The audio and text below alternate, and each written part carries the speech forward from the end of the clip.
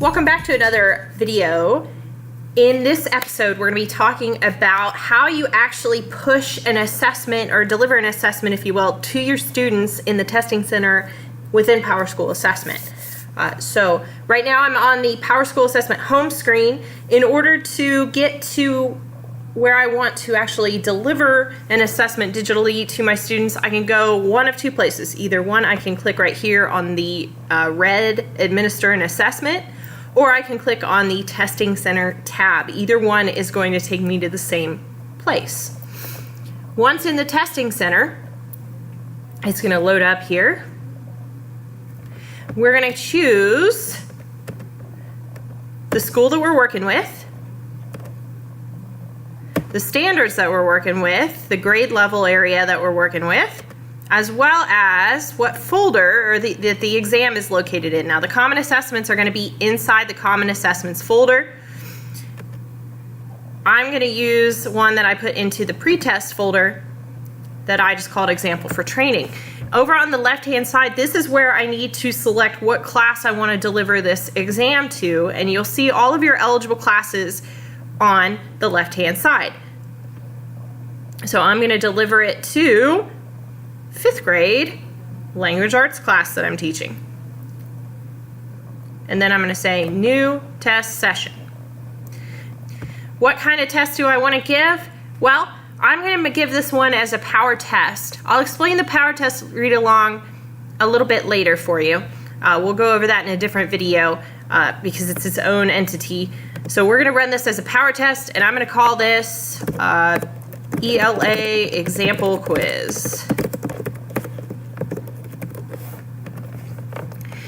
Do I want the question order to be randomized for each student? Yep, sounds great. Do I want to randomize the passage order for each student? I don't care if they see passages in a similar order as far as what they have to read for stories. Do I want it to randomize the answer order, which means that for one student, the correct answer for the question might be in slot A, and for another student who's sitting right beside them, their correct answer might be in slot C. So yes, to keep honesty and integrity in my test, I'm going to randomize the answer order for each kid. Not something you want to turn on if you are having this test read aloud to students, but that has more to do with the power test read along, which we'll talk about in another video. The download password, this is your tool to keep your students from accidentally or intentionally, for that matter, getting into your test without you being there to monitor them. Okay, so this makes it so you can go ahead and assign your tests out and get your test sessions ready, but your students will not be able to get in and access your test unless they have the password to do so. Little tip on here, make sure that you don't use the same password download all the time. Okay, so if I make today's download password reading, the word reading, I don't want to make it reading every single time I give a test in PowerTest. The reason for that is kids catch on to the pattern, and if you're making that password the same thing every time, just like the AR password, if you would give it out to them, they're going to be able to get in and get into your test outside of the test session window that you want them to be taking it and when you can be there to monitor them. Submit password. This is also another little handy dandy tool because it means that students are unable to finish and submit the test until they know what the password is to do so. I'm going to make mine for this example reading 8. So I'm going to make it, again, similar to the download password, but I'm going to make it a little bit more unique so that they don't try to guess it. And that keeps students from blowing through my test and just submitting and saying, I'm done.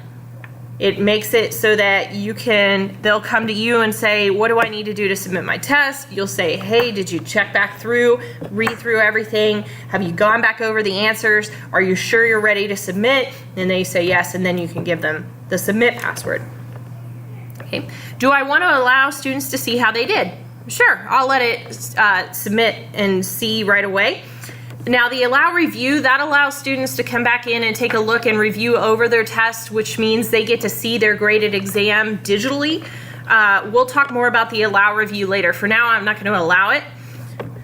And do I want to add all students to a new test session? In this case, I am going to add all of my students because I intend for this test just to go to every kid.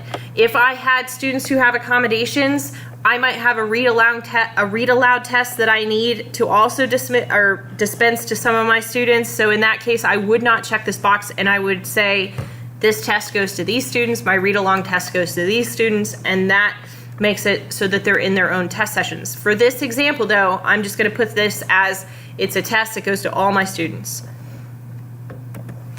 Create test session. Okay, now that I've created my test session, you'll notice I see all my students down below, and I have a few controls for each one of them. At the top, this is the status of my test session as it sits right now, and you'll notice it's kind of like a traffic light, if you will. It uses red, yellow, green. Red meaning the test is in there and in the testing center, but it is not launched for students to get into. Green will allow students to get to the test, but again, they have to know that password that we put in. As far as controls in this dashboard, everything should be ready to go. You'll see right now it says that the students are not testing. When students get in and they begin testing, you'll actually see this status bar change, and I'll try to show you that here in just a moment. Also, I can delete this student from this test session. So again, we talked about maybe you've got students who do have accommodations and somebody accidentally falls through the cracks and you're like, oh shoot, I didn't mean for Jacob here to get this test. You can delete him from this test session. Okay, that individually removes that student from it rather than all students, okay, and having to start back over again. Grade student test, you will not have to click this button unless you want it to go ahead and grade if a student is not finished. So that comes about if you have students who work through, and let's say you had, maybe it's 2 days to take the test and you've got a student who's taking 3 or 4 days, and you're like, okay, enough's enough, I gotta grade the test, I gotta get it done. This is a manual forced grade of the test. It is also the way to go ahead and mark it as a 0, if you will. So if you got a student who, just doesn't show up and doesn't show up and doesn't show up and then refuses to take the test, then you can go ahead and automatically grade it right there by clicking on that button.